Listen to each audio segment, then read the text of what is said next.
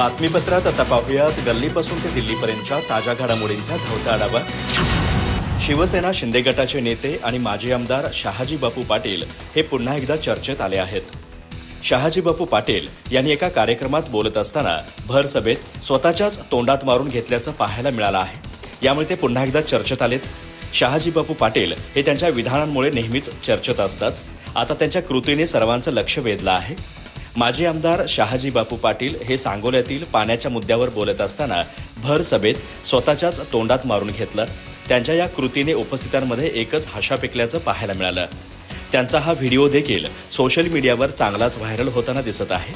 शहाजी बापू पाटील भाषण करत असताना व्यासपीठावर सोलापूरचे पालकमंत्री जयकुमार गोरे यांच्यासह काही नेते देखील उपस्थित होते।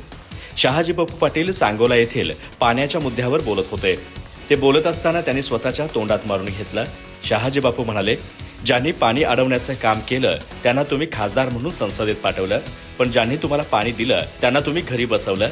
त्यामुळे आपल्याला देखील काहीतरी वाटायला पाहिजे। आपल्या या चुकीमुळे आपण तोंडात मारून घेतलं पाहिजे, असं म्हणत शहाजी बापू पाटील यांनी भर सभेतच स्वतःच्या तोंडात मारून घेतलं। त्यांच्या या कृतीने सर्वांचंच लक्ष वेधलं आणि एकच हशा पिकला। पुढे बोलताना शहाजी बापू पाटील म्हणाले, काय माणसे आहोत आपण काय केलं? ज्यांनी पाणी अडवलं त्यांना खासदार केलं आणि पाण्यासाठी ज्यांनी काम केलं त्यांना घरी बसवलं। ही गोष्ट आपल्या काळजाला लागली, असं शहाजी बापू पाटील म्हणाले। लोकसभेच्या निवडणुकीत माढा लोकसभा मतदारसंघातून राष्ट्रवादी काँग्रेस शरद पवार पक्षाचे धैर्यशील मोहिते पाटील हे निवडून आले, तर रणजित नाईक निंबाळकर यांचा पराभव झाला होता। यावरून शहाजी बापू पाटील बोलत होते। पुढे शहाजी बापू पाटील म्हणाले, आरडून ओरडून प्रश्न सुटत नाहीत। जनतेच्या विकासाची कामे करायची असतील तर सत्तेच्या जवळ असलं पाहिजे। संसदेच्या वरिष्ठ सभागृहाने म्हणजेच राज्यसभेने गुरुवारी मध्यरात्री उशिरा वक्फ दुरुस्ती विधेयकावर आपली मोहर उमटवली।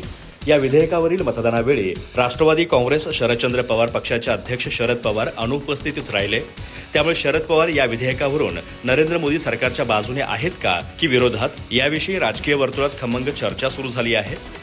लोकसभेने वक्फ दुरुस्ती विधेयकावर बुधवारी मध्यरात्री 2च्या ठोक्याला आपली मोहर उमटवली। त्यानंतर दुसऱ्याच दिवशी हे विधेयक संसदेच्या वरिष्ठ सभागृहात मांडण्यात आलं। या सभागृहाने गुरुवारी मध्यरात्री 2च्या सुमारास हे विधेयक हातावेगळे केलं। आता हे विधेयक राष्ट्रपतींकडे पाठवलं जाईल। त्यांच्यावर स्वाक्षरी झाली की ह्या विधेयकाचं कायद्यात रूपांतर होईल। पण आता या विधेयकाला शरद पवारांचा पाठिंबा आहे की विरोध, असा प्रश्न चर्चेत आला आहे। शरद पवार या विधेयकावरील मतदानावेळी सभागृहात गैरहजर असल्यामुळे हा प्रश्न उपस्थित झाला आहे।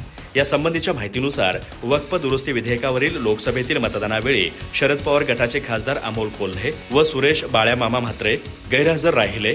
विशेष म्हणजे सुरेश म्हात्रे हे वक्फ विधेयकावर स्थापन करण्यात आलेल्या संसदेच्या संयुक्त समितीचे सदस्य होते, पण त्यांनी कोणत्याही बैठकीत सहभाग घेतला नाही। शरद पवारांच्या निकटवर्तीयांनी एबीपी न्यूजशी बोलताना शरद पवारांवर मुंबईत उपचार सुरू आहेत, त्यामुळे ते दिल्लीला आले नाहीत। पण शरद पवार गटाच्या खासदारांनी या विधेयकावरील मतदानाला दांडी मारल्यामुळे शरद पवार गटाच्या या विधेयकावरील भूमिकेविषयी संभ्रमावस्था निर्माण झाली आहे। दीनानाथ मंगेशकर रुग्णालयात गुरुवारी घडलेल्या घटनेवर आता राजकीय पडसाद उमटण्यास सुरुवात झाली असल्याचं दिसत आहे। पैशांअभावी गर्भवती महिलेवर उपचार करण्यास नकार दिल्याने महिलेचा जीव गेल्याची घटना घडली होती। यानंतर आरोग्यमंत्र्यांनी रुग्णालयावर कारवाईचे आदेश दिले असून पोलीस आज रुग्णालय प्रशासनाची चौकशी करणार आहेत। यावर भाजप प्रदेशाध्यक्ष चंद्रशेखर बावनकुळे यांनी प्रतिक्रिया दिली असून ही अतिशय मोठी चूक आहे आणि अशा चुकीला माफी नसते, असंही म्हटलं आहे। पत्रकारांशी बोलताना चंद्रशेखर बावनकुळे म्हणाले, आंदोलन करणे हा आपला अधिकार आहे, पण जी चूक झाली आहे ती फार मोठी चूक आहे आणि अशा चुकीला माफी नसते। सरकार यावर योग्य ती कारवाई करेल, कारण कोणाचाही परिवार असो, पीएचा आहे किंवा माझा परिवार आहे असं नाही। सर्वसाधारण गरीब माणसाला अशी सेवा देणं आणि मुजोरगिरी करणं ही एक प्रकारची मुघलशाही आहे। कोणाची काय चूक आहे ते तपासलं पाहिजे। ही गंभीर घटना असून याची दखल स्वतः मुख्यमंत्री देवेंद्र फडणवीस यांनी घेतली आहे। आम्ही सर्वांनी याची गंभीर दखल घेतली आहे आणि कोणालाही आम्ही सोडणार नाही, असं चंद्रशेखर बावनकुळे म्हणाले। रुग्णाच्या कुटुंबियांना 10 लाख रुपये मागण्यात आले होते।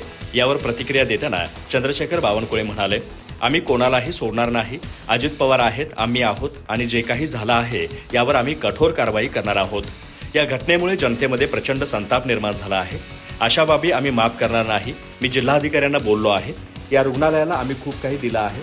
सरकार म्हणून आम्ही रुग्णालयाच्या पाठीशी उभे आहोत, पण रुग्णालयाचे प्रशासन कर्मचारी मुघलशाही करत असतील तर आम्ही त्यांना सोडणार नाही, अशी ग्वाही चंद्रशेखर बावनकुळे यांनी दिली आहे. वक्फ बोर्ड विधेयकावरून उद्धव सेना शिंदे सेनेत बुधवारी सुरू झालेला वाद दुसऱ्या दिवशी पाकिस्तानचे निर्माते मोहम्मद अली जिना यांच्यापर्यंत जाऊन पोहोचला. जिनांना जे जमले नाही ते भाजपाने करून दाखवले. वक्फ विधेयक मुस्लिमांच्या हिताचे असेल तर तुम्ही हिंदुत्व सोडले का, असा सवाल उद्धव ठाकरे यांनी केला. आम्ही विधेयकाला नव्हे तर भाजपच्या ढोंगीपणाला विरोध केला, असाही दावा त्यांनी केला. त्याला प्रत्युत्तर देताना उपमुख्यमंत्री एकनाथ शिंदे म्हणाले, राहुल गांधी यांच्या सावलीत राहत असल्याने उद्धव ठाकरेंना सतत जिनाची आठवण येते. उद्धव ठाकरे म्हणाले, वक्फ विधेयक आणि हिंदुत्वाचे काय देणे घेणे. तुम्ही मुसलमानांचे लांगुल चालन करत असाल तर हिंदूंनी काय केले. ईदच्या मेजवान्या सोडून या लोकांनी काल वक्फ विधेयक मांडले आहे. एकेकाळी गोमांस खाण्याचे समर्थन करणाऱ्या मंत्री किरण रिजिजूंनी हे विधेयक मांडले. भाजपचा वक्फच्या जमिनीवर डोळा आहे. 1995 मध्ये आम्ही इज्तेमासाठी दिलेली जमीन बुलेट ट्रेनच्या घशात घातली आहे. अमेरिकेने भारतावर मोठे शुल्क लादले आहे. तो विषय बाजूला टाकण्यासाठीच वक्फ विधेयक आणले, असेही ते म्हणाले. उद्धव ठाकरे म्हणाले की भाजपवाले कधी सांगतात औरंगजेबाची कबर खोदा, यांचे लोक कुदळ फावडे घेऊन जातात, मग वरून आदेश येतो की थांबा खोदू नका, मग परत माती टाकतात, मशिदीत घुसून मारणार सांगतात, मग सौगात मोदी देतात. 370 कलम काढून इतकी वर्षे झाली आहेत. काश्मीरी पंडितांना किती जमिनी परत मिळाल्या हे आधी भाजपच्या लोकांनी गृहमंत्र्यांनी सांगावे, असे आव्हानही त्यांनी अमित शहा यांना दिले. सत्ताधारी राष्ट्रवादी काँग्रेसचे नेते प्रफुल्ल पटेल हे अंडरवर्ल्ड डॉन दाऊद इब्राहिमचे हस्तक आहेत. त्यांनाच अमित शहा यांनी भाजपने सोबत घेतलं. हे महाराष्ट्राचे शत्रू आहेत. संसदेत उभे राहून बोलण्याची त्यांची लायकी आहे का? तुम्ही स्वतःचा रंग पहा आणि मग बोला. तुम्हाला दाऊदचा हिरवा रंग लागला आहे. पटेलांनी माझ्या नादी लागू नये, मी नागडा करेल, असा इशारा संजय राऊत यांनी प्रफुल्ल पटेल यांना दिला आहे. संजय राऊत पुढे बोलताना म्हणाले की देशाचा सर्वात मोठा शत्रू जो पाकिस्तानमध्ये आश्रयाला आहे, त्याच्यासोबत प्रफुल्ल पटेल यांचे संबंध आहेत. ते दाऊदच्या पक्षातून भाजपमध्ये गेले. संपत्ती वाचवण्यासाठी आणि कारागृहात जावं लागू नये म्हणून ते दाऊदच्या सर्व संबंधांसह भाजपमध्ये गेले. राष्ट्रीय सुरक्षेची भाषा करणाऱ्या अमित शहा यांनी त्यांना आपल्या पक्षामध्ये घेतलं. संजय राऊत म्हणाले की भाजपने दाऊदचे हस्तक आपल्या पक्षात घेतले आहेत. हे दुसऱ्यांना निष्ठेच्या आणि रंग बदलण्याच्या गोष्टी सांगतात. अजित पवार यांनी स्वतःच अवमूल्यन करून घेतलं आहे.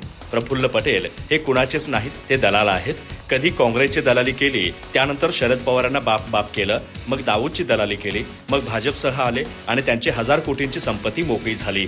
संसदेत उभे राहून बोलण्याची त्यांची लायकी आहे का? तुम्ही स्वतःचा रंग पहा आणि मग बोला. तुम्हाला दाऊदचा हिरवा रंग लागला आहे. पटेलांनी माझ्या नादी लागू नये, मी नागडा करेल. जर इतिहास मी काढला तर त्याला महाराष्ट्र सोडून जावं लागेल. ही लोक देवेंद्र फडणवीस यांच्या बाजूला बसतात. काय लेवल आहे का फडणवीसांची? या लोकांना पाठीचा कणा नाही. दिल्लीसमोर कायम वाकलेले असतात आणि हे दिल्लीत आपलं नेतृत्व करतात. उपमुख्यमंत्री एकनाथ शिंदे यांना नव्या प्रशासकीय प्रक्रियेत अजित पवारांच्या वरचे स्थान देण्यात आले आहे. राज्याच्या मुख्य सचिव सुजाता सौनिक यांनी मंगळवारी जारी केलेल्या आदेशानुसार सर्व विभागांच्या फायली आता अजित पवारांकडून आधी एकनाथ शिंदेंकडे जातील. त्यांच्या मंजुरीनंतर त्या मुख्यमंत्री देवेंद्र फडणवीसांकडे पाठवण्यात येतील. महायुती सरकारमध्ये मुख्यमंत्री देवेंद्र फडणवीस यांच्यानंतर क्रमांक 1 आणि क्रमांक 2 चे उपमुख्यमंत्री कोण, अशी चर्चा राजकीय वर्तुळात रंगली होती. या निर्णयामुळे शिंदेच नंबर 1 चे उपमुख्यमंत्री असून अजित पवारांपेक्षा शिंदे भारी असे स्पष्ट झाले आहे. शिंदे मुख्यमंत्री असताना धोरणात्मक निर्णयाच्या फायली तेव्हाचे उपमुख्यमंत्री फडणवीसांकडून शिंदेंकडे जात होत्या. त्यामुळे प्रत्येक निर्णयात फडणवीसांची भूमिका महत्त्वपूर्ण ठरली होती. आतापर्यंत अजित पवारांकडे अर्थ खाते असल्याने सर्वच फायली त्यांच्यामार्फत फडणवीसांकडे जात होत्या. शिंदेंकडे फायली जात नसल्याने त्यांच्याकडे फारसे अधिकारी नसल्याची चर्चा रंगली होती. तसेच दोन्ही उपमुख्यमंत्र्यांच्या अधिकारांबाबत स्पष्टता नव्हती. अजित पवार यांना पाठबळ देऊन शिंदेंचे वर्चस्व कमी केल्याचेही म्हटले जात होते. मुंबईसह इतर महानगरपालिका तसेच जिल्हा परिषदांच्या आगामी निवडणुकीत शिंदेंच्या नाराजीचा फटका भाजपला बसू शकतो, असे म्हटले जाऊ लागले. त्यामुळे फडणवीसांनी शिंदेंना नंबर 1 उपमुख्यमंत्री करत विशेष अधिकार दिला आहे, असे सूत्रांनी सांगितले. मुख्यमंत्रीपद, गृह खाते, पालकमंत्रीपद, बंगले वाटपावरून शिंदे नाराज आहेतच. दुसरीकडे आपण भाजपच्या हिंदुत्ववादी भूमिकेच्या विरोधात आहोत असे अजित पवार वारंवार दाखवून देत आहेत. अशा स्थितीत मनपा निवडणुकीत शिंदेंची नाराजी परवडणारी नाही असे दिल्लीश्वरांच्या लक्षात आले. त्यांच्या फरमानावरून शिंदेच नंबर 1 उपमुख्यमंत्री असल्याचे फडणवीसांनी या निर्णयातून स्पष्ट केले. शिंदे फडणवीसांचे कोल्ड वॉर थंडावण्याचा हा एक प्रयत्न असल्याचे सूत्रांचे म्हणणे आहे. सामाजिक कार्यकर्त्या अंजली दमानिया या बुधवारी जालन्याच्या दौऱ्यावरती होत्या. यावेळी त्यांनी जालन्यातील साखर रामनगर सहकारी साखर कारखाना सभासद कामगार शेतकऱ्यांशी संवाद साधला. यानंतर अंजली दमानिया यांनी पत्रकार परिषद घेत शिवसेना शिंदे गटाचे नेते अर्जुन खोतकर यांच्यावर हल्लाबोल केला आहे. आताचे राजकारणी बोट लावतील तिथं माती करतील असं म्हणत अंजली दमानिया यांनी अर्जुन खोतकर यांच्यावर निशाणा साधला आहे. पत्रकार परिषदेत बोलताना अंजली दमानिया म्हणाल्या, एक काळ होता सर्व राजकारणी बहुतांश राजकारणी सिद्धांतवादी होते. आताचे बहुतांश राजकारणी बोट लावतील तिथे माती करतात. त्यांच्यातीलच एक अर्जुनराव खोतकर, त्यांनी जिथे जिथे हात लावला तिथे तिथे त्यांनी माती केली. सहकारी साखर कारखाना, जालन्याची कृषी उत्पन्न बाजार समिती असो, खरेदी विक्री केंद्र असो, या प्रत्येक ठिकाणी जिथे जिथे त्यांनी हात लावला तिथे तिथे त्यांनी माती केली. अंजली दमानिया पुढे बोलताना म्हणाल्या, अर्जुन खोतकर यांच्या विरुद्ध मोठा लढा उभारण्याची वेळ आली आहे. शेतकऱ्यांसाठी, कामगारांसाठी लढा उभारण्याची गरज आहे. कामगारांची देणी आतापर्यंत 2012 पर्यंत 108 कोटी रुपये होती, ती मिळाली नाहीत. प्रॉव्हिडंट फंड मिळालेले नाहीत. कारखाना विकत घेताना कामगारांचे, शेतकऱ्यांचे देणे द्यावं लागतं. मात्र तसे न करता कारखाना त्यांना कवडी मोलात मिळालेला आहे. एक दादा म्हणाले, त्या साखर कारखान्यावर दरोडा घालण्याचं काम अर्जुन खोतकर यांनी केलं आहे. याविरुद्ध अतिशय तीव्र लढा उभा करण्याचे ठरवलं आहे. याची सुरुवात एप्रिलच्या शेवटपासून करणार आहोत. पुढे बोलताना अंजली दमानिया म्हणाल्या, शेतकऱ्यांना यात न्याय मिळाला नाही. साखर कारखाना कवडी मोलाने विकत घेतला. कामगारांना न्याय मिळाला नाही आणि हावरटपणाचा कहर म्हणजे सरळ जाणारी जालना नांदेड समृद्धी महामार्गाची लाईन सुद्धा यांनी वाकडी करून बदलण्यात आली. 10 साखर कारखान्यांची 18 एकर जमीन देऊन 17 कोटींचा मोबदला त्यांना घशात घालायचा होता, असा आरोप अंजली दमानिया यांनी अर्जुन खोतकर यांच्यावरती केला आहे. रामनवमी 6 एप्रिल रोजी आहे, पण पश्चिम बंगालमधील 14 जिल्ह्यांमध्ये तणाव वाढू लागला आहे. राज्य सरकारही तणावाखाली आहे. त्यामुळे पोलीस कर्मचाऱ्यांच्या 9 एप्रिलपर्यंतच्या सुट्ट्या रद्द करण्यात आल्या आहेत. गुरुवारपासून कोलकाता, मुर्शिदाबाद, हावडा, पूर्व आणि पश्चिम मेदिनीपूर, उत्तर आणि दक्षिण 24 परगणा, सिलिगुडी, जलपाईगुडी, अलीपुरद्वार, कुचबिहार येथे अतिरिक्त पोलीस दल आणि रॅपिड ॲक्शन फोर्स तैनात करण्यात सुरुवात झाली आहे.